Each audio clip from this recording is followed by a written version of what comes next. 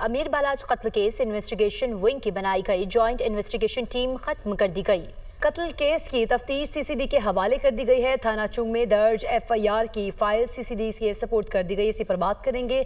मुजाहिद शेख हमारे साथ मौजूद हैं। मुजाहिद, बताइएगा किन बुनियादों पर इस टीम को खत्म किया गया है? बिल्कुल जी, अमीर बालाज कत्ल केस का जो मामला है ये पहले इन्वेस्टिगेशन विंग की बनाई गई ज्वाइंट इन्वेस्टिगेशन टीम जो है इसकी इन्वेस्टिगेशन कर रही थी। अब उसको खत्म कर दिया गया है। बालाज कत्ल केस के दर्ज होने वाली जो एफआईआर थी वो थाना चून में दर्ज की गई थी। उसकी फाइल मिसल जो है वो अब सीसीडी के हवाले बाकायदा तौर पर कर दी गई है।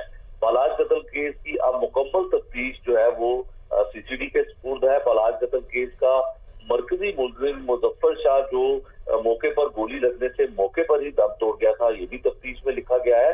बालाज कत्ल केस में मुबैना पुलिस मुकाबले में सीपी भट्ट के जो हलाक होने का भी मामला सामने आया, वो मरकजी मुलजिम था।